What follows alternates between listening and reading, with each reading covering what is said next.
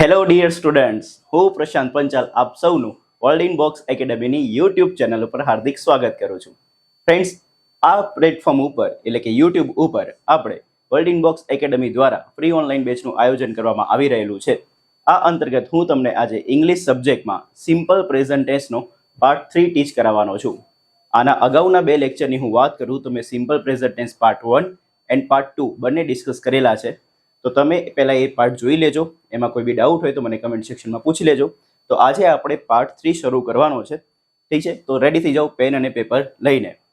એના પહેલા દોસ્તો આ જે સેશન છે આજનું એને મેક્સિમમ શેર કરી દો, જેથી કરીને તમારા જેવા ડેડિકેટેડ એસ્પિરન્ટ્સ મેક્સિમમ જોડાઈ જાય આપણી સાથે અને મેક્સિમમ ફાયદો ઉઠાઈ શકે. તો લેટ સ્ટાર્ટ. તો સિમ્પલ પ્રેઝન્ટ ટેન્સનું થોડું બેઝિક રિવિઝન કરાવું તો સિમ્પલ પ્રેઝન્ટ ટેન્સની વાક્ય રચના દોસ્તો વિધાન વાક્યની કંઈક આવી રીતે હતી, જેમાં શરૂઆતમાં શું આવશે?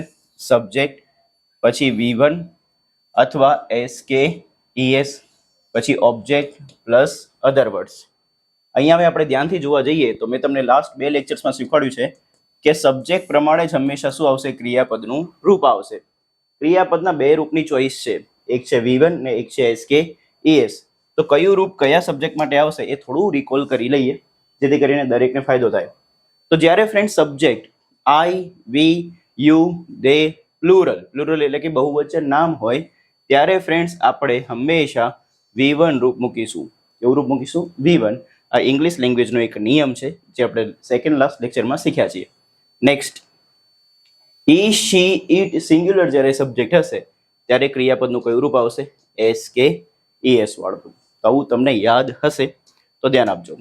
I, we, you, they plural subject હશે ત્યારે V1, he, she, it singular subject હશે ત્યારે SK ES.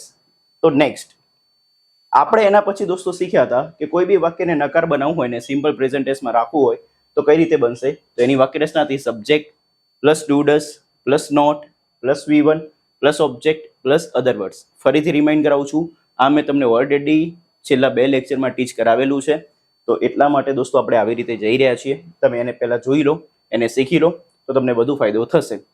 તો subject plus do does plus not plus V1 plus object plus other words. અહીંયા સબ્જેક્ટને કેટલી ચોઈસ મળી છે? બે. એક છે ડુ અને ડઝ. અને ડુ ડઝ જ્યારે વાક્યમાં આવે ત્યારે એના પછી હંમેશા ક્રિયાપદનું કયું રૂપ આવશે? મૂળ રૂપ. નાઉ ધ ક્વેશ્ચન ઇઝ કે સર કયા સબ્જેક્ટ માટે ડુ મૂકવું ને કયા સબ્જેક્ટ માટે ડઝ? તો જ્યારે subject I, we, you, they plural હોય ત્યારે નકાર કે પ્રશ્ન બનાવવા માટે આપણે શું મૂકીશું? ડુ. અને જ્યારે subject he, she, it singular હોય ત્યારે આપણે ફ્રેન્ડ્સ મૂકીશું શું? ડઝ. તો આવું આપણે છેલ્લા બે લેક્ચરથી શીખી રહ્યા છીએ. એના પછી મેં તમને 5 પ્રકારની વાક્ય રચના શીખવાડી. એના પછી આપણે કીવર્ડ શીખ્યા હતા. આઈ હોપ તમે આ બધું તૈયાર કરેલું હશે. અને આપણે લાસ્ટ લેક્ચરની વાત કરું તો લાસ્ટ લેક્ચરમાં મેં તમને સિમ્પલ પ્રેઝન્ટ ટેન્સના યુઝ નંબર 6 સુધી ટીચ કરાવેલું છે. તો હું એવી આશા રાખી શકું કે તમે લોકોએ 6 યુઝ એકદમ કડકડાટ તૈયાર કરી દીધા હશે અને તમને કોઈ પ્રોબ્લેમ હશે નહીં. તો આજે આપણે આગળ વધવાનું છે ફ્રેન્ડ્સ, અને આજે આપણે યુઝ નંબર 7 શીખવાનો છે. યુઝ નંબર 7 ને થોડું ડિસ્કસ ડિટેલમાં કરું તો આવી રીતે કરી શકાય. ધ્યાન આપજો. આપણી લાઈફમાં છે ને દોસ્તો બે પ્રકારની એક્ટિવિટી હોય છે. એક છે શારીરિક ક્રિયા અને એક છે માનસિક ક્રિયા. શારીરિક ક્રિયાને આપણે કહેવાય છે ફિઝિકલ એક્ટિવિટી અને માનસિક ક્રિયાને કહેવાય મેન્ટલ એક્ટિવિટી. તો આપણી લાઈફમાં હંમેશા કેટલા પ્રકારની એક્ટિવિટી હશે? બે. એક હશે ફિઝિકલ એક્ટિવિટી જેમાં આપણું બોડી યુઝ થશે, અને એક છે મેન્ટલ એક્ટિવિટી જેમાં ખાલી માઇન્ડ યુઝ થશે.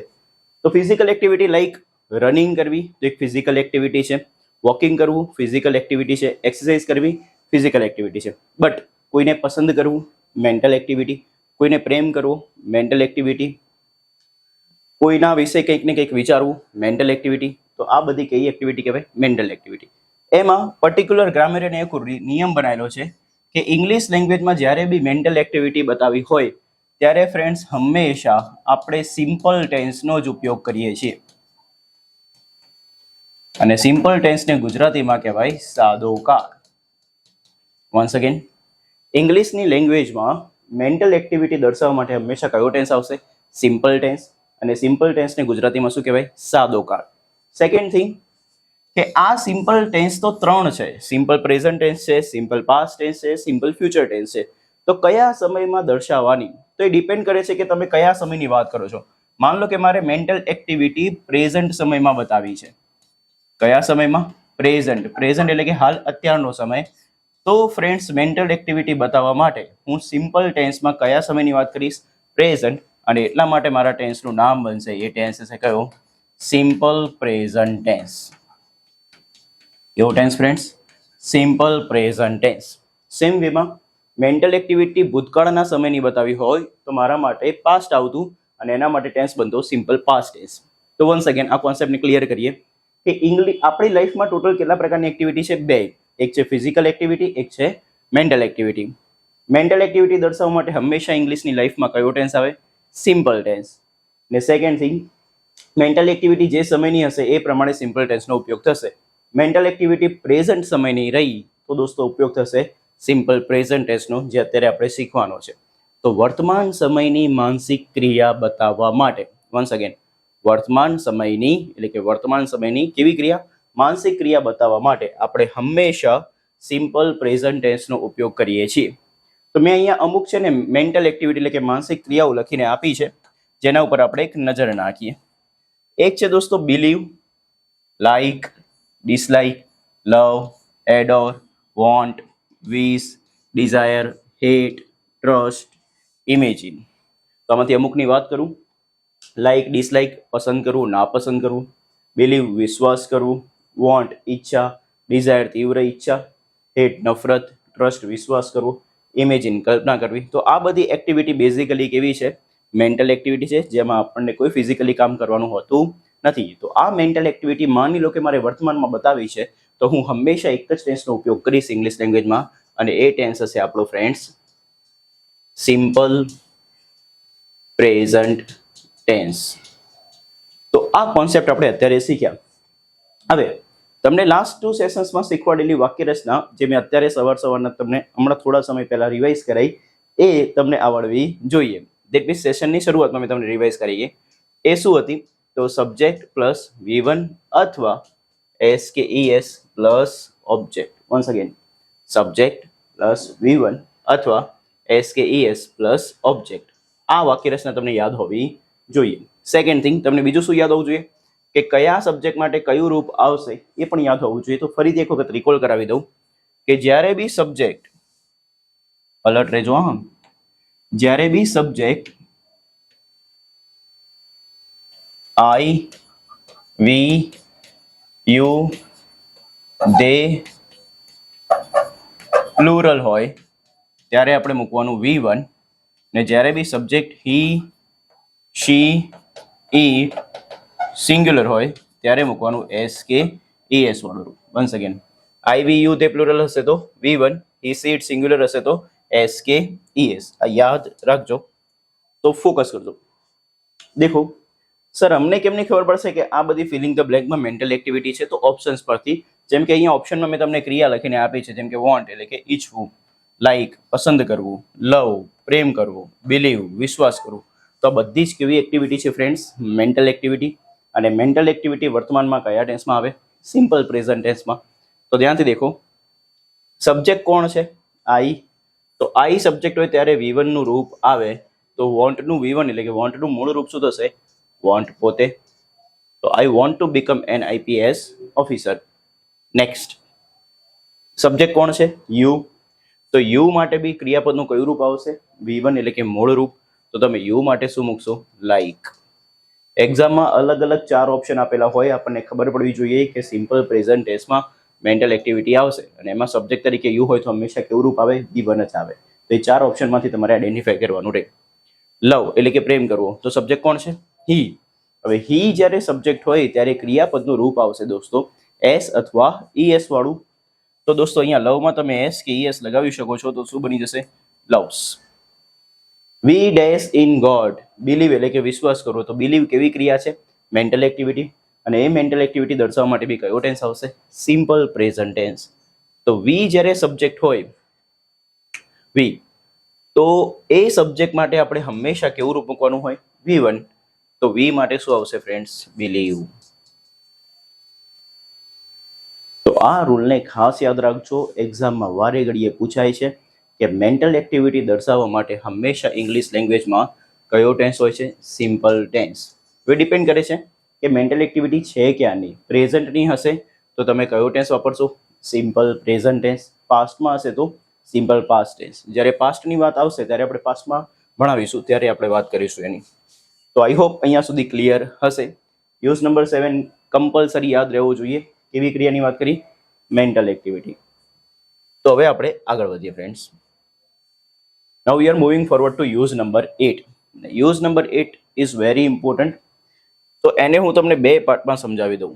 કેટલા પાર્ટમાં? બે. તો ધ્યાન આપો.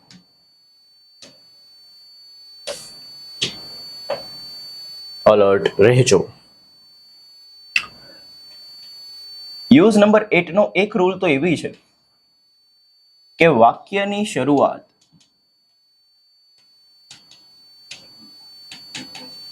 બેમાંથી કોઈ એક શબ્દ દ્વારા થવી જોઈએ. બીજું લઈ લઉં તો તમને વધુ ખ્યાલ આવે. ફોકસ.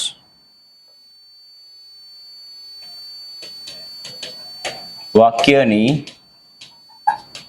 શરૂઆત કોઈ બેમાંથી કોઈ એક શબ્દ દ્વારા થવી જોઈએ. એ બે શબ્દ છે હિયર અથવા ધેર. કયા બે શબ્દો ફ્રેન્ડ્સ? હિયર અથવા ધેર. તો વાક્યની શરૂઆત હિયર અથવા ધેરથી થવી જોઈએ. હિયર નો અર્થ થાય છે અહીં અને ધેર નો અર્થ થાય છે ત્યાં. બીજી કન્ડિશન એ છે કે વાક્યમાં ક્રિયા દર્શાવતો શબ્દ આવવો જોઈએ. વાક્યમાં ક્રિયા દર્શાવતો શબ્દ આવવો જોઈએ. જો આ બંને કન્ડિશનનું પાલન થયું હોય વાક્યની અંદર તો ફ્રેન્ડ્સ એ વાક્ય હંમેશા સિમ્પલ પ્રેઝન્ટ ટેન્સમાં આવશે. કયા ટેન્સમાં? Simple present ટેન્સમાં. પહેલી કન્ડિશન વાક્યની શરૂઆત હિયર અથવા ધેરથી થવી જોઈએ. બીજી કન્ડિશન વાક્યમાં ક્રિયા દર્શાવતો શબ્દ આવેલો હોવો જોઈએ. તો એ કયા ટેન્સમાં લખવાનું? સિમ્પલ પ્રેઝન્ટ ટેન્સમાં. તમે જ્યારે એક્ઝામમાં આવો રૂલ વાંચશો તો એક્ઝામમાં તમને હિયર અને ધેર તો વાક્યમાં દેખાશે, બટ જ્યાં ક્રિયા દર્શાવતો શબ્દ લખવાનો છે એમાં ખાલી જગ્યા આપી હશે અને નીચે ઓપ્શન્સમાં બધી ક્રિયા દર્શાવતા શબ્દો આપેલા હશે. તો એના પરથી આપણને આઈડિયા આવે કે બંને બે કન્ડિશનનું પાલન થયું છે. આપણે કયું ટેન્સ લખવાનું થશે? Simple present tense. તો આમાં તો બે શબ્દનું ગુજરાતી બી આવડવું જોઈએ. એક છે હિયર, જેનું ગુજરાતી છે અહીં, ધેર, જેનું ગુજરાતી છે ત્યાં. તો આ કોન્સેપ્ટ યાદ રાખજો જે યુઝ નંબર 8 માટે કામમાં આવશે. તો ફોકસ. આ વાક્યની શરૂઆત હિયરથી છે. હવે વાક્યમાં ક્રિયા દર્શાવતો શબ્દ શું મૂકવો છે? કમ. તો બંને કન્ડિશનનું પાલન થાય તો કયો tense? Simple present tense. Now the question is કે સર આ એક્ઝામમાં કેમ પૂછાય છે? એક્ઝામમાં પૂછવાનું મેઇનલી કારણ એ છે કે આ પ્રકારના વાક્યમાં તમને સબ્જેક્ટ ઓળખતા આવડે છે કે નહીં એ જોવાનું છે. જેમ કે હિયર ડેશ ધ બસ અને ક્રિયા કઈ કરવાની? કમ, એટલે કે આવવાની. તો આવવાની ક્રિયા કોણ કરશે એ આપણને ખ્યાલ હોવો જોઈએ. તો આવવાની ક્રિયા અહીં કરે છે કે બસ કરશે? ઓબ્વિયસ વાળી વાત છે, બસ કરશે, કારણ કે અહીં તો એક જગ્યા બતાવે છે. તો આવવાની ક્રિયા કરવાનું છે બસ. તો આપણા માટે સબ્જેક્ટ જે છે એ કોણ બન્યો? બસ. હવે બસને પૂછો કે ભાઈ તું કેવો સબ્જેક્ટ છે, સિંગ્યુલર કે પ્લુરલ? તો બસ એકવચન નામ હોવાથી એને કેવું સબ્જેક્ટ કહેવાય? સિંગ્યુલર. ને સિંગ્યુલર સબ્જેક્ટ માટે હંમેશા સિમ્પલ પ્રેઝન્ટ ટેન્સમાં કયું રૂપ આવે? તો SKES વાળું. અને એટલા માટે દોસ્તો કમ આવશે કે કમ્સ? તો ફ્રેન્ડ્સ આપણે મૂકીશું કયું? કમ્સ. ડન. નોર્મલ વાક્ય રચના હોય ને તો એમાં સબ્જેક્ટ દોસ્તો વાક્યની શરૂઆતમાં હોય, પણ હિયર અને ધેરથી જ્યારે વાક્યની શરૂઆત થશે ત્યારે સબ્જેક્ટ હિયર અને ધેર બનતો નથી, એ ક્યાંક પાછળ લખેલો હોય છે. બસ આ રૂલ આપણને ખ્યાલ છે કે નહીં એ જોવા માટે એક્ઝામિનર આપણને પૂછે છે. નેક્સ્ટ, વાક્યની શરૂઆત ધેરથી થઈ, પહેલી કન્ડિશન. બીજી કન્ડિશન દેખો, ગો એટલે કે જવું. વાક્યમાં ક્રિયા દર્શાવતો શબ્દ બી આપ્યો. બંને કન્ડિશન ફોલો થઈ તો હંમેશા કયો ટેન્સ આવે? Simple present tense. તો સિમ્પલ પ્રેઝન્ટ ટેન્સમાં ક્રિયાપદનું કાં તો V1 આવશે કાં તો SKES.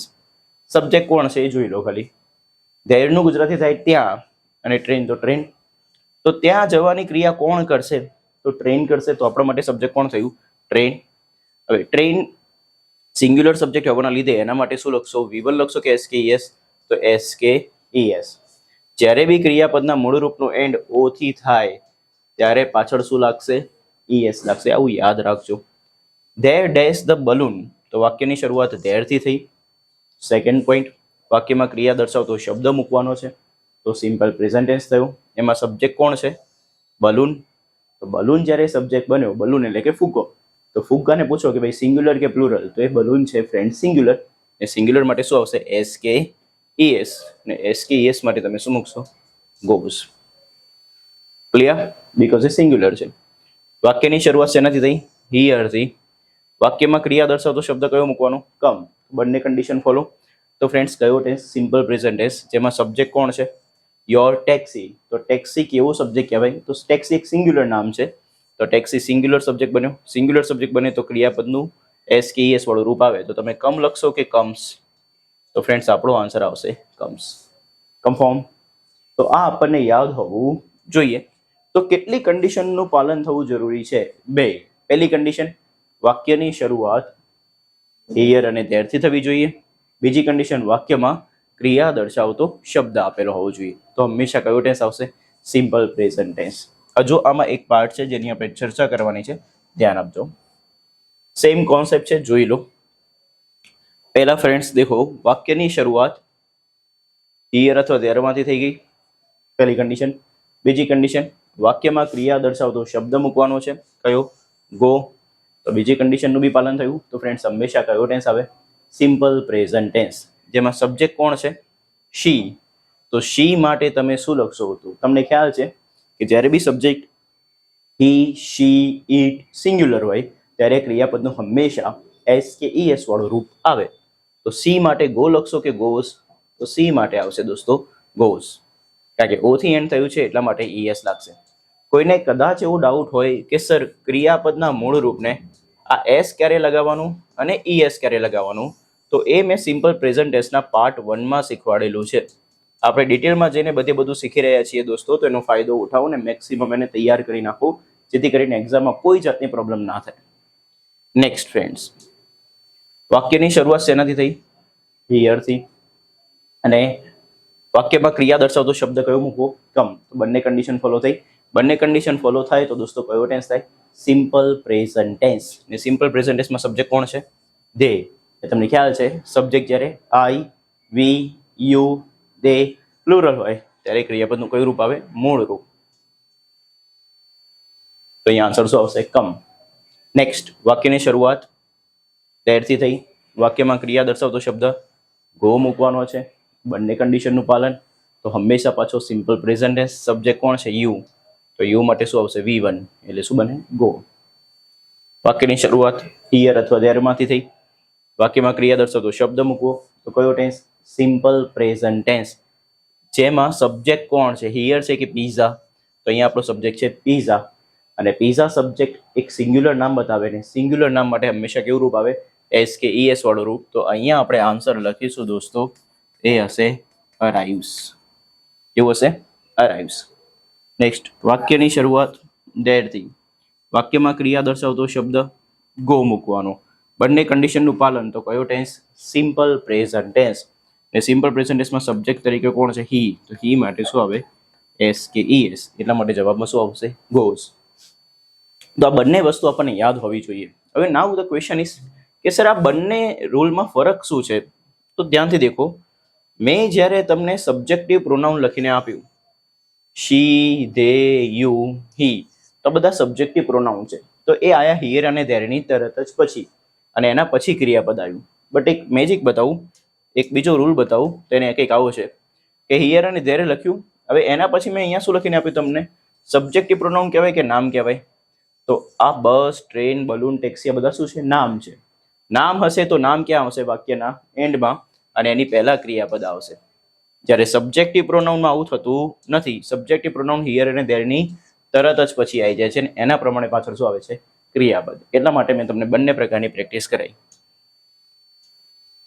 ક્લિયર છે? નાઉ મોસ્ટ ઇમ્પોર્ટન્ટ રૂલ આપણે અત્યારે બે યુઝ શીખ્યા. પહેલો યુઝ એ હતો કે જેમાં આપણે મેન્ટલ એક્ટિવિટી બતાવી. બીજો યુઝ એ હતો કે જેમાં વાક્યની શરૂઆત હિયર અથવા ધેરથી થઈ, પ્લસ ક્રિયા દર્શાવતો શું મૂક્યો શબ્દ મૂક્યો. આ બંને કન્ડિશન આપણે શીખી લીધી. નાઉ આપણે શીખવાનું છે યુઝ નંબર 9. હું ગેરંટી આપું છું યુઝ નંબર 9 તમને ઘણી બધી જગ્યાએ આવનારા ચેપ્ટરમાં કામમાં આવવાનું છે, એઝ વેલ એઝ એક્ઝામમાં તો ખૂબ જ ઉપયોગી થવાનો છે. મેં તમને ફ્રેન્ડ્સ ફર્સ્ટ ચેપ્ટરમાં શીખવાડ્યા છે ટાઈપ્સ ઓફ સેન્ટેન્સીસ, એટલે કે વાક્યોના પ્રકારો. આઈ હોપ તમે તૈયાર કરી લીધા હશે. જેટલા બી લોકોએ તૈયાર કરી લીધા હોય મને કમેન્ટ સેક્શનમાં થમ્સ અપ આપો ફટોફટ, ફાસ્ટ. ઓકે, તો કોંગ્રેચ્યુલેશન્સ કે તમે ઘણા બધા લોકોએ આ first chapter types of sentences તૈયાર કરી લીધું છે. તો ફ્રેન્ડ્સ, ટાઈપ્સ ઓફ સેન્ટેન્સીસમાં મેં તમને છે ને 3rd નંબરનું સેન્ટેન્સ શીખવાડ્યું હતું, જેને આપણે કહેતા હતા આજ્ઞાત વાક્ય. એ આજ્ઞાત વાક્યને ઇંગ્લિશ લેંગ્વેજમાં કહેવાય છે દોસ્તો ઇમ્પેરેટિવ સેન્ટેન્સ. અને એ ઇમ્પેરેટિવ સેન્ટેન્સના 3 નિયમો આજે આપણે શીખવાના છે, અને જે આખી ઇંગ્લિશ લેંગ્વેજમાં ફોલો થાય જ. તો યાદ રાખો કયા રૂલ છે ઇમ્પેરેટિવ સેન્ટેન્સના. તો મોસ્ટ ઇમ્પોર્ટન્ટ ઇમ્પેરેટિવ સેન્ટેન્સનું એક તો ગુજરાતી શું થાય, આજ્ઞાત વાક્ય. અને એ હંમેશા એક જ કાળમાં લખવામાં આવે, અને એ કાળ છે દોસ્તો સાદો વર્તમાન કાળ, જેને અંગ્રેજીમાં કહેવાય સિમ્પલ પ્રેઝન્ટ ટેન્સ. તો મોસ્ટ ઇમ્પોર્ટન્ટ પહેલો રૂલ માઇન્ડમાં સેટ કરી લો કે ઇંગ્લિશ લેંગ્વેજમાં ઇમ્પેરેટિવ સેન્ટેન્સ એટલે કે આજ્ઞાત વાક્ય હંમેશા કયા કાળમાં આવશે, સાદા વર્તમાન કાળમાં જ આવે, બીજા કોઈ કાળમાં આવશે નહીં. ડન. હવે સાદા વર્તમાન કાળમાં તો ક્રિયાપદના 2 રૂપો છે, V1 અથવા S કે ES. હવે આમાંથી કયું રૂપ આવશે એનો આધાર બેઝિકલી વાક્યના કોના ઉપર હોય, કર્તા. વી કેન સે કર્તા એટલે કે કોના ઉપર, સબ્જેક્ટ ઉપર હોય. યસ ઓર નો? તો તમને હવે બીજો પોઈન્ટ મેં શીખવાડવાનો છે કે ઇમ્પેરેટિવ સેન્ટેન્સમાં સબ્જેક્ટ કોણ હોય છે. તો ફ્રેન્ડ્સ, ઇમ્પેરેટિવ સેન્ટેન્સ એટલે કે આજ્ઞાત વાક્ય. કોઈને ખ્યાલ છે આજ્ઞાત વાક્યનું કામ શું છે, આજ્ઞાત વાક્ય કેમ બનાવવામાં આવ્યા? કમન ફટોફટ મને કમેન્ટ સેક્શનમાં આન્સર આપો કે આજ્ઞાત વાક્યનું કામ શું છે. માહિતી જાહેર કરવાનું છે, એકાએક દિલમાં ઉદ્ભવતી લાગણી બતાવવાનું છે, કે કોઈને બી વિનંતી, ધમકી, હુકમ, સલાહ, આદેશ, સૂચના આપવાનું છે. તો કયું કામ છે? Come on fast. તો ફ્રેન્ડ્સ, તમને ખ્યાલ હશે કે આજ્ઞાત વાક્યનું કામ છે દોસ્તો આજ્ઞા કરવાનું. અને એ આજ્ઞામાં શું શું આવશે? તો આજ્ઞામાં આવશે ફ્રેન્ડ્સ સલાહ, ધમકી, આદેશ, વિનંતી, હુકમ, સૂચના. તો હવે થોડું ફોકસ કરો. આપણે જ્યારે ધમકી આપીએ છીએ તો કદી પોતાની જાતને ધમકી આપીએ છીએ કે તમે મેં આવું ના કર્યું તો આ થઈ જશે? ના. આપણે જ્યારે બી ધમકી આપીએ તો હંમેશા કોને આપીએ? સામેવાળાને આપીએ છીએ. ડન. જ્યારે બી આપણે દોસ્તો વિનંતી કરીએ તો પોતાની જાતને વિનંતી કરીએ છીએ કે ના મારે આવું કરવું જોઈએ, કે આપણે સામેવાળાને વિનંતી કરીએ છીએ તો સામેવાળાને. જ્યારે બી ઓર્ડર કરીએ તો હંમેશા કોને કરીએ? સામેવાળાને. તો આના પરથી એવી ખબર પડે છે કે ઇંગ્લિશ લેંગ્વેજમાં જ્યારે બી આજ્ઞા કરવામાં આવશે ત્યારે હંમેશા આજ્ઞા કોના માટે હોય? સામેવાળા માટે. અને સામેવાળાને ઇંગ્લિશ લેંગ્વેજમાં દર્શાવવું હોય તો તમે એક શબ્દ વાપરો છો જેને સર્વનામ કહેવાય છે, ને એ સર્વનામ કયું આવશે? યુ આવશે. કયું? યુ. લાઈફ ટાઈમ માટે યાદ રાખો કે આજ્ઞાત વાક્યમાં આજ્ઞા કરવામાં આવે છે ને એ આજ્ઞા હંમેશા સામેવાળા માટે હોય, અને એટલા માટે આજ્ઞાત વાક્યમાં કર્તા તરીકે હંમેશા એક જ શબ્દ હશે, ને એ શબ્દ કોણ હશે? યુ હશે. તો કેટલા પોઈન્ટ થયા? 1 કે 2? તો 2 પોઈન્ટ. પહેલો પોઈન્ટ, આજ્ઞાત વાક્ય કયા કાળમાં આવે? સાદા વર્તમાન કાળમાં. બીજો પોઈન્ટ, આજ્ઞાત વાક્યમાં કર્તા તરીકે કોણ હોય? આજ્ઞાત વાક્યમાં કર્તા તરીકે હોય યુ. અહીંયા સુધી ડન. હવે તમારો કર્તા એટલે કે સબ્જેક્ટ નક્કી થઈ ગયો છે અને કાળ બી નક્કી થઈ ગયો છે. તો યુ જોડે સિમ્પલ પ્રેઝન્ટ ટેન્સમાં કયું રૂપ આવે? V1 આવે કે S કે ES? તો તમને બેઝિક કોન્સેપ્ટ ક્લિયર હોવો જોઈએ કે યુ જોડે હંમેશા ઇંગ્લિશ લેંગ્વેજમાં કયું રૂપ આવશે? V1 જ આવશે. શું આવશે? V1 જ. નેક્સ્ટ પોઈન્ટ, અને સાદા વર્તમાન કાળમાં દોસ્તો યુ માટે હંમેશા કયું રૂપ વાપરવામાં આવે છે? V1 વાપરવામાં આવે છે. ડન. હવે માની લો કે મેં તમને એક આ વાક્ય આપ્યું, યુ પ્લે ચેસ. ડન. તો આમાં યુ જોડે તમે કેવું રૂપ વાપર્યું? V1. હવે આ વાક્યને નકાર બનાવવાની થોડી ઘણી વાત કરી લઉં. તો કોઈ બી વાક્યને નકાર બનાવવું હોય ઇંગ્લિશ લેંગ્વેજમાં તો તમને ખ્યાલ છે રૂલ કે સપોર્ટિંગ વર્બ પછી શું મૂકવાનું હોય? નોટ. અહીંયા આપણે સપોર્ટિંગ વર્બ તરીકે સિમ્પલ પ્રેઝન્ટ ટેન્સમાં કોણ આવશે? ડુ અથવા ડઝ. એના પછી આપણે શું મૂકીશું? નોટ. એના પછી ક્રિયાપદનું કેવું રૂપ મૂકીશું? મૂળ રૂપ. નાઉ વન્સ અગેન ક્વેશ્ચન ઇઝ કે આપણો સબ્જેક્ટ ઇમ્પેરેટિવ સેન્ટેન્સમાં કોણ છે? યુ છે. તો યુ માટે શું મૂકવું? ડુ કે ડઝ? તો તમને થોડું યાદ હોવું જોઈએ કે ઇંગ્લિશ લેંગ્વેજમાં યુ માટે હંમેશા કોણ આવશે? ડુ. પછી શું આવશે? નોટ. અને પછી શું આવશે? V1. ડન. તો અહીંયા ફોકસ કરી લો. તો યુ પછી ડુ નોટ પ્લે ચેસ. આટલે સુધી ડન છે. હવે મારે ડુ નોટ અલગ અલગ નથી લખવું, એને શોર્ટ ફોર્મમાં લખવું હોય તો ઇંગ્લિશ લેંગ્વેજમાં ડુ નોટનું શોર્ટ ફોર્મ થાય છે દોસ્તો ડોન્ટ. શું થશે? ડોન્ટ. તો મેં એને શોર્ટ ફોર્મ કરીને લખ્યું. શું લખ્યું? ડોન્ટ. હવે રૂલ એવો છે કે આપણને ઇમ્પેરેટિવ સેન્ટેન્સમાં, હવે એનો પોઈન્ટ સમજો, ખૂબ અગત્યનો પોઈન્ટ છે કે આજ્ઞાત વાક્ય એટલે કે ઇમ્પેરેટિવ સેન્ટેન્સમાં હંમેશા કર્તા નિશ્ચિત જ છે અને એ કર્તા કોણ છે? યુ છે. તો એ કર્તા યુ જ રહેતો હોવાના લીધે તમે ક્યારે બી ઇંગ્લિશ લેંગ્વેજમાં ઇમ્પેરેટિવ સેન્ટેન્સ વાપરો તો કર્તા આવશે કોણ? યુ. તો એ ફિક્સ છે, નિશ્ચિત છે. તો મોડર્ન ગ્રામરે એવો રૂલ બનાવ્યો છે કે કર્તા જ્યારે આપણા માટે યુઝ છે અને દરેકને ખબર પડી ગઈ છે કે યુઝ કરતા છે તો એને ઇમ્પેરેટિવ સેન્ટેન્સમાં વારે ઘડીએ લખવાની જરૂર પડતી નથી. તો એને આપણે હિડન કરી દઈએ છીએ. શું કરી દઈએ છીએ? હિડન એટલે કે છુપાઈ દઈએ છીએ. અને જો હું આ વાક્ય રચનામાંથી યુને હિડન કરી દઉં એટલે કે યુને છુપાવી દઉં તો મારી વાક્ય રચના કંઈક આવી રીતે થાય. આને કહેવાય દોસ્તો વાક્યની શરૂઆત. શું કહેવાય? વાક્યની શરૂઆત. અને વાક્યની શરૂઆતમાં મેં કયું ક્રિયાપદ લખ્યું છે? તો ક્રિયાપદ પ્લે લખ્યું છે જે કેવું રૂપ છે? V1. ને આને કહેવાય ડોન્ટ વત્તા V1. શું કહેવાય? ડોન્ટ વત્તા V1. કારણ કે પ્લે ક્રિયાપદનું કેવું રૂપ કહેવાય? મૂળ રૂપ. તો આના પરથી એક રૂલ એવો બન્યો છે જે આપણને તમામ એક્ઝામમાં કામમાં આવશે કે આજ્ઞાત વાક્યની શરૂઆત હંમેશા બે જ પ્રકારે થાય. બેમાંથી કોઈ એક રીતે થશે. કાં તો V1 થી થશે અથવા તો ડોન્ટ વત્તા V1 થી થશે. શેનાથી? V1 થી અથવા ડોન્ટ વત્તા V1 થી. આ બંને પોઈન્ટ યાદ રાખવાના કમ્પલસરી છે. તો મેં તમને ટોટલ ઇમ્પેરેટિવ સેન્ટેન્સને ઘણી ડિટેલમાં તમને સમજાવી દીધું. હવે આમાંથી કોઈ બી પોઈન્ટ એક્ઝામમાં આવે તો આપણને આવડવું જોઈએ. એક્ઝામમાં આના રિગાર્ડિંગ, આના રિલેટેડ બીજા ઘણા બધા પ્રશ્નો આવે છે જે આવનારા ટેન્સીસમાં આપણે શીખવાના રહેશે. તો એ ટેન્સમાં હું જ્યારે પછી ઇમ્પેરેટિવ સેન્ટેન્સની વાત કરું ત્યારે તમને આ ત્રણ કોન્સેપ્ટ યાદ હોવા જોઈએ. પહેલો કોન્સેપ્ટ, ઇમ્પેરેટિવ સેન્ટેન્સ હંમેશા કયા કાળમાં? સાદા વર્તમાન કાળમાં. બીજો કોન્સેપ્ટ, ઇમ્પેરેટિવ સેન્ટેન્સમાં કર્તા તરીકે કોણ? યુ. ત્રીજો કોન્સેપ્ટ, ઇમ્પેરેટિવ સેન્ટેન્સમાં યુ લખવાની જરૂર છે કે હિડન છે? તો એ હિડન છે, કારણ કે દરેક વખતે યુ જોઈએ તો લખવાની જરૂર પડતી નથી. અને તેથી દોસ્તો વાક્યની શરૂઆત, કયા વાક્યની શરૂઆત? ઇમ્પેરેટિવ એટલે કે આજ્ઞાત વાક્યની શરૂઆત બેમાંથી કોઈ એક રીતે થાય. જેમાં એક રીત છે V1 અથવા બીજી રીત છે ડોન્ટ વત્તા V1. સર અહીંયા ડઝન્ટ મુકાય ના. કેમ? કારણ કે કર્તા તરીકે કોણ આવેલું છે? યુ આવેલો છે, પણ એ હિડન છે અને યુ માટે સિમ્પલ પ્રેઝન્ટેશનમાં હંમેશા કોણ આવે? ડુ જ આવે. ક્લિયર? તો કેટલા પોઈન્ટ? 3 પોઈન્ટ તમારે તૈયાર કરવાના રહેશે. હવે મેં તમને બધા જ ઇમ્પેરેટિવ સેન્ટેન્સના તમામ કોન્સેપ્ટ શીખવાડી દીધા છે. તો હવે આપણે એની કરવાની છે પ્રેક્ટિસ. તો પ્રેક્ટિસમાં આપણે યાદ રાખીશું કે આપણી જે ખાલી જગ્યા હશે ફ્રેન્ડ્સ, એ હશે વાક્યની શરૂઆતમાં. બીજું, એ વાક્યમાં જે છે ને કર્તા હિડન આપેલો હશે એટલે કે કર્તા દેખાશે નહીં, કર્તા છુપાયેલો હશે. અને બાય ડિફોલ્ટ કર્તા તરીકે જે છુપાયેલો વ્યક્તિ છે એ કોણ હશે? યુ જ હશે. ત્રીજો પોઈન્ટ, હંમેશા જ્યારે ખાલી જગ્યા વાક્યની શરૂઆતમાં આવે એટલે કર્તા હિડન હોય, એ ખાલી જગ્યામાં ક્રિયા દર્શાવતો શબ્દ લખવો હોય તો એ એક જ વાક્યની ખાલી જગ્યા થાય ને એ થાય દોસ્તો આજ્ઞાત વાક્ય, જેને અંગ્રેજીમાં શું કહેવાશે? Imperative sentence. કેવું સેન્ટેન્સ? Imperative sentence. ઇમ્પેરેટિવ સેન્ટેન્સની શરૂઆત હંમેશા બે રીતે થાય, V1 થી થાય અથવા તો ડોન્ટ વત્તા V1 થી થાય. That's it. તો પહેલા આપણે હકાર બનાવીશું. હકાર એટલે કે પોઝિટિવ. પોઝિટિવ હશે તો શરૂઆત શેનાથી કરવાની? V1 થી. ડોન્ટમાં નોટ છે જે નેગેટિવિટી બતાવે એટલા માટે એ થાય નેગેટિવ. નેગેટિવની શરૂઆત કરવાની થશે ત્યારે શેનાથી થશે? ડોન્ટ વત્તા V1 થી. તો અત્યારે આપણે પ્રેક્ટિસ પોઝિટિવની કરીએ છીએ. તો V1 થી શરૂઆત કરીશું અને V1 માં શું આવશે દોસ્તો? સીટ. વન્સ અગેન, વાક્યની શરૂઆતમાં ખાલી જગ્યા આવી. ડન. કર્તા હિડન છે એટલે કે દેખાતો નથી. એ વાક્યની શરૂઆતમાં જ ક્રિયા દર્શાવતો શબ્દ મૂકવો છે તો હંમેશા એક જ સેન્ટેન્સ થાય. કયું? ઇમ્પેરેટિવ સેન્ટેન્સ, જેમાં હંમેશા ક્રિયાપદનું કયું રૂપ આવશે? મૂળ રૂપ. ડન.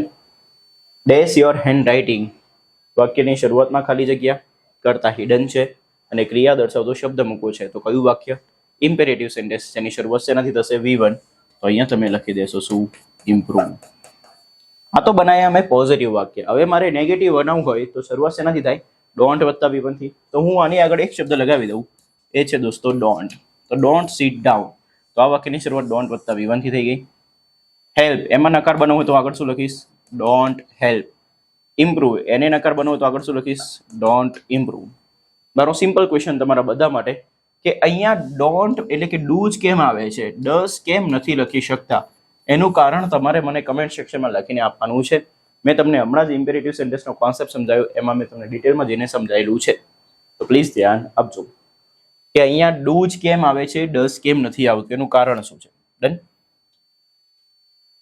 તો ફ્રેન્ડ્સ, આ હતો યુઝ નંબર 9 જે સિમ્પલ પ્રેઝન્ટ ટેન્સમાં આપણે શીખ્યા. યુઝ નંબર 7 શીખ્યા મેન્ટલ એક્ટિવિટી. યુઝ નંબર 8 શીખ્યા હિયર અને ધેર ને વાક્યમાં ક્રિયા દર્શાવતો શબ્દ. યુઝ નંબર 9 શીખ્યા ઇમ્પેરેટિવ સેન્ટેન્સ. હવે ફ્રેન્ડ્સ, મેં તમને જે તે સમયે પ્રાઇમરી સપોર્ટિંગ વર્બ ભણાવેલા છે. શું ભણાવેલું છે? Primary supporting verb. ને એ પ્રાઇમરી સપોર્ટિંગ વર્બના રિગાર્ડિંગ તમારા માટે કંઈક વસ્તુ યાદ હોવી જોઈએ અને એના રિગાર્ડિંગ આપણી જોડે નિયમ છે. તો મેં જે પ્રાઇમરી સપોર્ટિંગ વર્બ શીખવાડ્યા એ પ્રાઇમરી સપોર્ટિંગ વર્બ 3 હતા. એક હતું ડુ નું રૂપ,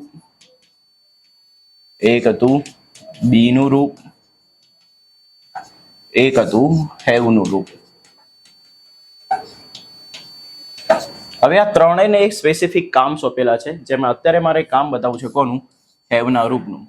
તો હેવના રૂપનું કામ ઇંગ્લિશ લેંગ્વેજમાં એક જ છે દોસ્તો, અને એ છે કે કોઈની પાસે કંઈક છે તે દર્શાવવાનું. once again શું શીખવાડું છે? કોઈની પાસે કંઈક છે તે દર્શાવવાનું. આ કામ કોનું? હેવના રૂપનું. But terms and condition apply. એ વાક્યમાં ક્રિયા દર્શાવતો શબ્દ આવવો જોઈએ નહીં. once again remind, mark my word friends, મારા શબ્દોને યાદ રાખજો. એ વાક્યમાં ક્રિયા દર્શાવતો શબ્દ આવવો જોઈએ નહીં. ખાલી કોના રૂપો હશે? હેવના રૂપો. તો એ આખી ઇંગ્લિશ લેંગ્વેજમાં શું બતાવશે? કોઈની પાસે કંઈક છે. હવે કોઈની પાસે કંઈક છે એનો અર્થ, માન લો કે મારી પાસે આ એક પેન છે, ઠીક છે, મારી પાસે સમય છે, તમારી પાસે નોલેજ છે. તો એવું જ્યારે દર્શાવવું છે ત્યારે ફ્રેન્ડ્સ કોનું રૂપ આવશે? હેવનું રૂપ. ડન. એ કોઈની પાસે કંઈક છે એવું દર્શાવવું હોય ત્યારે દોસ્તો હેવના રૂપની જોડે કોઈ ક્રિયા દર્શાવતો શબ્દ આવતો નથી, માત્ર ને માત્ર હેવનું રૂપ જ આવશે. હવે મારો સિમ્પલ પ્રશ્ન એ છે કે કોઈની પાસે કંઈક છે તે દર્શાવવું છે, પણ કયા સમયમાં? તો ફ્રેન્ડ્સ, મારે દર્શાવવું છે અત્યારે. અત્યારે એટલે કે વર્તમાન સમયમાં. તો જ્યારે વર્તમાન સમયમાં મારે આ દર્શાવવું હોય કોઈની પાસે કંઈક છે, તો એ હંમેશા એક જ કાળમાં આવે. એ કાળ હોય સાદો વર્તમાન કાળ. કયો કાળ ઓફિસર્સ? સાદો વર્તમાન કાળ. અને સાદા વર્તમાન કાળમાં જ્યારે હું વાત કરું તો મારે હેવનું કયું રૂપ લખવું પડે? વર્તમાન. ને હેવનું વર્તમાન એટલે કે હેવનું પ્રેઝન્ટ ફોર્મ. ને હેવનું પ્રેઝન્ટ ફોર્મ તમને યાદ હોવું જોઈએ. કમોન, ફટોફટ મને કમેન્ટ સેક્શનમાં આન્સર આપો. હેવનું પ્રેઝન્ટ ફોર્મ કયું છે? ફાસ્ટ. હેવનું પ્રેઝન્ટ ફોર્મ કયું છે? યસ, આઈ એમ ગેટિંગ રાઈટ આન્સર. તો હેવનું પ્રેઝન્ટ ફોર્મ છે દોસ્તો હેવ અને હેઝ. ડન. તો ફરીથી, હેવનું રૂપ જ્યારે વાક્યમાં ક્રિયા દર્શાવતા શબ્દ વગર આવે ત્યારે તે શું બતાવે છે? કોઈની પાસે કંઈક છે. બીજું, હવે એ હેવના રૂપનો ઉપયોગ કરીને કોઈની પાસે કંઈક છે દર્શાવતો છે, પણ કયા સમયમાં? તો વર્તમાન સમયમાં દર્શાવવું છે. અને વર્તમાન સમયમાં દર્શાવવું છે તો હું હેવનું વર્તમાન એટલે કે પ્રેઝન્ટ રૂપ વાપરીશ. ને હેવનું પ્રેઝન્ટ ફોર્મ શું છે? હેવ અને હેઝ. એને દર્શાવવા માટે કયો કાળનો ઉપયોગ થશે? સાદા વર્તમાન કાળનો. આ કોન્સેપ્ટ સમજાયો હોય તો જ તમે આ રૂલને સમજી શકશો. ધ્યાન આપજો. જ્યારે વર્તમાનમાં કોઈની પાસે કંઈક છે તે દર્શાવવા માટે આપણે સાદા વર્તમાન કાળનો ઉપયોગ કરીએ છીએ. કયા કાળનો? સાદા વર્તમાન કાળનો ઉપયોગ કરીએ છીએ. ને નેક્સ્ટ, એમાં આપણી વાક્ય રચના કંઈક આ રીતે થશે. અલર્ટ રહેજો.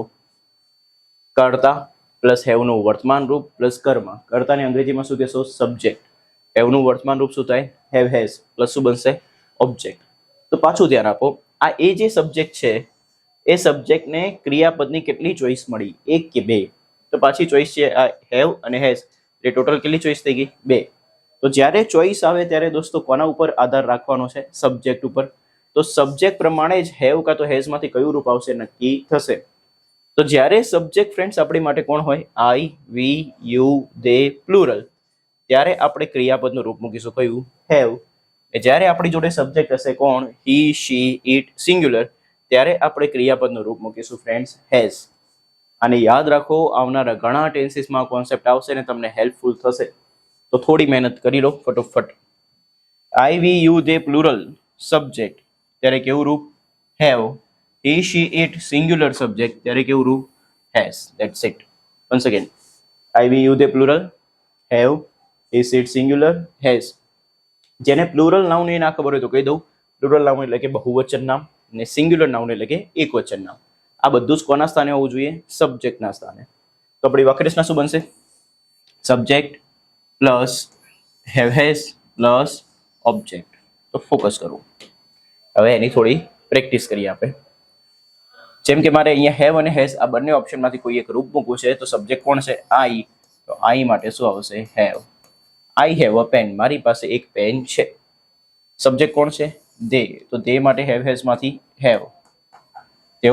તેઓની પાસે એક ઘર છે. રમેશ એન્ડ યુવરાજ. તો રમેશ એન્ડ યુવરાજ કેવો સબ્જેક્ટ થયો? કેટલા વ્યક્તિની વાત થઈ? બે. એકથી વધુની વાત હોય તો એને કહેવાય બહુવચન, ને બહુવચન અંગ્રેજીમાં કહેવાય પ્લુરલ. અને એટલા માટે આ સબ્જેક્ટ કેવો છે? પ્લુરલ. ને પ્લુરલ સબ્જેક્ટ માટે હંમેશા કયું રૂપ આવશે? હેવ. તો Ramesh and Yuvraj have power. તો રમેશ અને યુવરાજની પાસે શું છે? પાવર છે. This is a chair. આ એક ખુરશી છે. પછી full stop. It days 4 legs. તો હવે તમારો સબ્જેક્ટ કોણ બની ગયો? ઇટ. ને ઇંગ્લિશ લેંગ્વેજમાં તમને ખ્યાલ છે કે હી, શી, ઇટ સિંગ્યુલર સબ્જેક્ટ હોય ત્યારે ક્રિયાપદનું કયું રૂપ આવશે? તો એક આવશે હેઝ. એટલા માટે ફ્રેન્ડ્સ આપણે અહીંયા આન્સર મૂકવાનું થશે કોણ? હેઝ. તો ધ્યાનથી દેખો, આ તમામે તમામ વાક્યમાં આમાં કોઈ બી ક્રિયા દર્શાવતો શબ્દ છે ના. તો હંમેશા યાદ રાખો કે જ્યારે વાક્યમાં ક્રિયા દર્શાવતો શબ્દ ના હોય તો એ એક જ કાળ બને ને એ કાળ હોય સાદો કાળ. કયો કાળ? સાદો કાળ.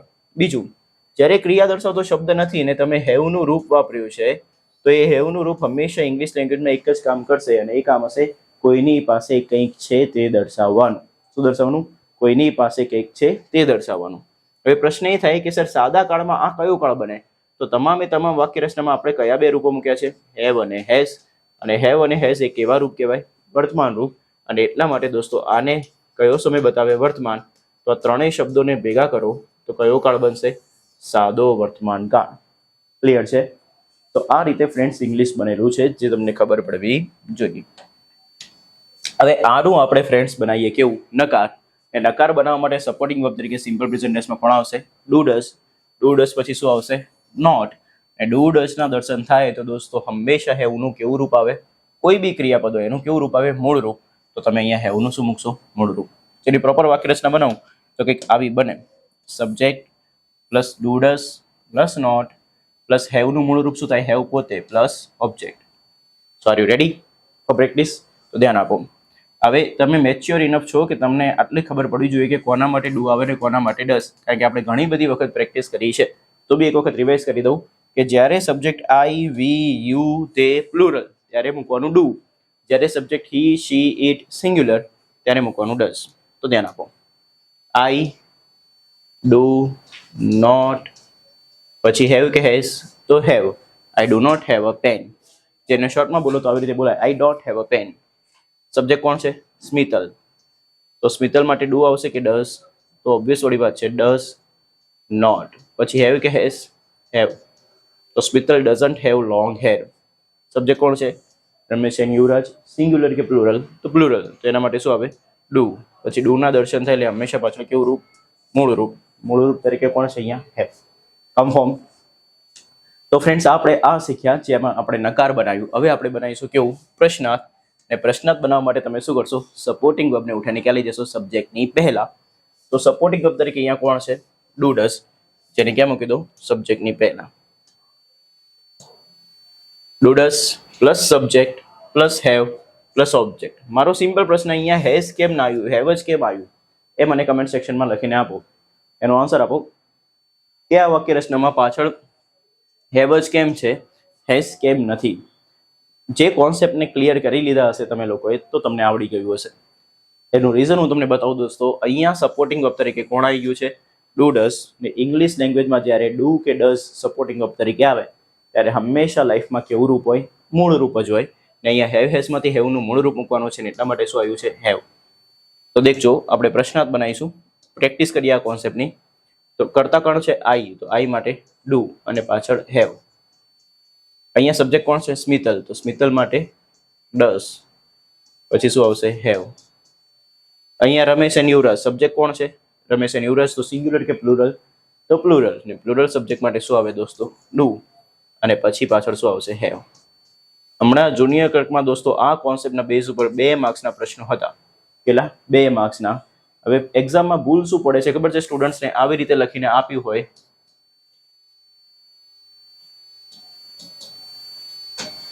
હવે સ્ટુડન્ટ્સ રીના માટે ડુ હેવ એક ઓપ્શન હોય, બીજો ઓપ્શન હોય ડઝ હેવ,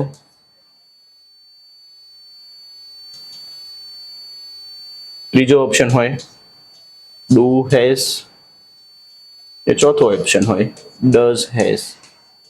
હવે સ્ટુડન્ટ્સના માઇન્ડસેટ કેવા છે? રીના સિંગ્યુલર સબ્જેક્ટ માટે ડુ તો આવે જ નહીં, તો હંમેશા કોણ આવે? ડઝ. તો લોકો ડઝ તો મૂકી દે, પછી પાછળ રીના સબ્જેક્ટને જ પકડે અને સબ્જેક્ટ પાછો સિંગ્યુલર દેખાય અને સિંગ્યુલર માટે એમને એવું લાગે કે હેવ તો આવે જ નહીં, સિંગ્યુલર માટે શું આવે? હેઝ. તો એ આવું વિચારીને આ ઓપ્શન ટિક કરીને આવે. એટલા માટે દોસ્તો એ ખોટું થઈ જાય. કેમ? કારણ કે વાક્યમાં જો ડુ ડઝ સપોર્ટિંગ વર્બના દર્શન થાય તો હંમેશા પાછળ ક્રિયાપદનું કયું રૂપ આવે? મૂળ રૂપ જ આવે. તો એ મૂળ રૂપ મૂકવા માટે સબ્જેક્ટને જોવાની જરૂર પડતી નથી. રીના માટે ડઝ મૂક્યું, ઇટ્સ ટોટલી ફાઇન, એમાં કોઈ પ્રોબ્લેમ નથી. રીના માટે ડઝ જ આવશે. બટ ડઝના દર્શન થઈ ગયા તો પાછળ હંમેશા ક્રિયાપદનું કયું રૂપ આવે? મૂળ રૂપ જ આવે. અને મૂળ રૂપ હેઝ નથી દોસ્તો, શું છે? હેવ. એટલા માટે રાઈટ આન્સર શું થાય? ઓપ્શન નંબર બી, એટલે કે 2 ડઝ હેવ. યાદ રાખજો, જુનિયર ક્લર્કમાં 2 માર્ક્સમાં પૂછાઈ ગયું છે. લોકો 0.25 થી રહી જાય છે. આપણને આવડવું જોઈએ. ડન. હવે લાસ્ટ પાર્ટ શીખવાનો છે સિમ્પલ પ્રેઝન્ટ ટેન્સનો, અને એ પાર્ટ એવું કહે છે કે જ્યારે ઇંગ્લિશ લેંગ્વેજમાં દોસ્તો તમારે ફિલિંગ્સ, લાઇક ડિસલાઇક, ઇન્ટ્રોડક્શન કે પોઝિશન બતાવવું હોય તો એક કામ સોંપવામાં આવ્યું છે ફ્રેન્ડ્સ, બીના રૂપને. કોના રૂપને? બીના રૂપને. અને એ બીના રૂપો તમને બધા આવડતા હોય તો તમે આગળ વધી શકો છો. અને આ બધું બતાવવું છે ફિલિંગ્સ, લાઇક ડિસલાઇક, ઇન્ટ્રોડક્શન અને પોઝિશન, એ ક્યારે બતાવવું છે? વર્તમાનમાં. તો વર્તમાનમાં બતાવવું હશે તો બીનું કયું રૂપ મૂકશો? વર્તમાન રૂપ. તો આપણી વાક્ય રચના શું બનશે? કર્તા પ્લસ બીનું વર્તમાન કાળનું રૂપ પ્લસ કર્મ. તો કર્તા એટલે કે સબ્જેક્ટ, બીનું વર્તમાન રૂપને શું કહેવાય દોસ્તો? એમ ઇઝ આર, પછી શું આવશે? કર્મ એટલે કે ઓબ્જેક્ટ. હવે અહીંયા સબ્જેક્ટની કેટલી ચોઈસ મળી? 3. એમ, ઇઝ અને આર. તો કયા સબ્જેક્ટ માટે એમ, કયા સબ્જેક્ટ માટે ઇઝ, કયા સબ્જેક્ટ માટે આર, એ આપણે શીખવાનું રહે. તો ફોકસ. જ્યારે સબ્જેક્ટ આઈ હોય તો શું મૂકવાનું? Am. Subject we you they plural હોય તો are. Subject he she it singular હોય ત્યારે ઇઝ. વન્સ અગેન, આઈ હોય ત્યારે am, we you they plural, are, he she it singular, is. તો ફોકસ કરજો. તો દોસ્તો આના દ્વારા તમે શું બતાવો છો? તો આના દ્વારા તમે ફિલિંગ્સ, લાઇક ડિસલાઇક, ઇન્ટ્રોડક્શન અને પોઝિશન, આ 4 વસ્તુ તમે બતાવો છો. અને એ અત્યારે કયા સમયમાં બતાવી છે? તો વર્તમાનમાં. એટલા માટે બીનું કયું રૂપ આવ્યું? વર્તમાન રૂપ. બીનું વર્તમાન રૂપ શું થાય? એમ, ઇઝ, આર. તો સબ્જેક્ટ આઈ હશે ત્યારે શું આવશે? એમ. વી યુ દે પ્લુરલ હશે ત્યારે are. He she it singular હશે ત્યારે ઇઝ. તો એની થોડી પ્રેક્ટિસ કરી લઈએ. તો ધ્યાનથી દેખજો. એમ ઇઝ આરનું યોગ્ય રૂપ મૂકીને શું કરો? ખાલી જગ્યા પૂરો. તો પૂરી નાખીએ. તો ફોકસ. વી માટે શું આવશે? આર. હી માટે શું આવશે? ઇઝ. અહીંયા સબ્જેક્ટ કોણ છે? Dhoni and Ronaldo. કેવા સબ્જેક્ટ થાય? સિંગ્યુલર કે પ્લુરલ? તો પ્લુરલ. તો પ્લુરલ માટે શું આવે દોસ્તો? આર. ક્લિયર? તો વી આર હેપી, આપણે ખુશ છીએ. આ આપણી બતાવે ફિલિંગ્સ. હી ઇઝ એનર્જેટિક, એ એનર્જેટિક છે. એની બતાવે છે પોઝિશન, અવસ્થા. ઠીક છે, કે કેવી અવસ્થામાં છે? તો એ એનર્જેટિક અવસ્થામાં છે. Dhoni and Ronaldo are fit, તો આ બી બતાવે છે એમની અવસ્થા, એ કેવા છે? ફિટ છે. Narendra Modi is the prime minister of India, એ શું બતાવે? એમનું ઇન્ટ્રોડક્શન, એમનું પોઝિશન. ક્લિયર? હવે આનું જ્યારે નકાર બનાવવું છે તો મજાની વાત એ છે કે ફ્રેન્ડ્સ, એમિઝાર વાળા વાક્યનું જ્યારે નકાર બનાવવું હોય તો એ એમિઝાર વાળા વાક્યને નકાર બનાવવા માટે ડુ ડઝ ક્યારેય આવતું નથી. એમિઝારના પછી જ તમારે શું મૂકી દેવાનું? નોટ. વાક્ય કેવું બની જશે? નકાર. તો એકદમ ઇઝી છે આ પાર્ટ, તો સમજો. એમિઝાર પછી શું મૂકી દો? નોટ. વાક્ય કેવું બની જશે? નકાર. તો હી માટે શું આવશે? ઇઝ પછી not. Dhoni and Ronaldo are not. Virat is not. Clear? તો એમિઝાર આવે ત્યારે ડુ ડઝ ની એન્ટ્રી થતી નથી, યાદ રાખો. અને હવે ફ્રેન્ડ્સ પ્રશ્નાર્થ બનાવવું હોય તો સપોર્ટિંગ વર્બને ઉઠાવીને કેલાવવાનું સબ્જેક્ટની પહેલા. તો અહીંયા સપોર્ટિંગ વર્બ તરીકે કોણ છે? એમિઝાર. તો દેખો ડુ ડઝ ક્યાંય આવ્યું? ના. તો વી માટે શું આવશે? આર. હી માટે ઇઝ. રીના માટે is. Yes or no? Done છે? ઓકે. તો આમાં યાદ શું રાખવાનું છે કે જ્યારે વાક્યમાં સિમ્પલ પ્રેઝન્ટ ટેન્સમાં એમિઝાર આવે તો એ ફ્લિપ બતાવે છે. બીજો પોઈન્ટ, એમિઝાર આવશે તો એ દોસ્તો વાક્યમાં નકાર કે પ્રશ્ન બનાવવા માટે ડુ ડઝની એન્ટ્રી લેતું નથી.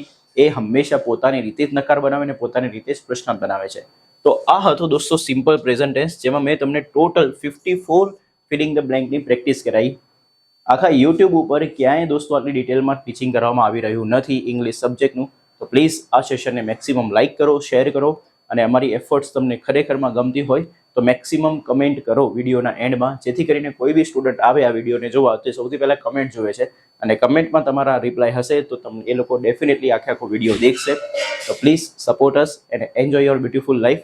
નેક્સ્ટ સેશનમાં આપણે આખા સિમ્પલ પ્રેઝન્ટ ટેન્સના જેટલા બી ક્વેશ્ચન્સ શીખ્યા, કોન્સેપ્ટ શીખ્યા, એ બધા જ કોન્સેપ્ટના રિગાર્ડિંગ હું તમારા માટે સરસ મજાના એમસીક્યુ લઈને આવ્યો છું. અને એમાંથી ઘણા એમસીક્યુ પરીક્ષામાં પૂછાયેલા છે અને ઘણા એમસીક્યુ સુપર ક્લાસ 3 લેવલમાં પૂછાઈ શકે એવા લેવલના હશે. તો come with preparation and join me in the next lecture. Till then, bye bye, take care.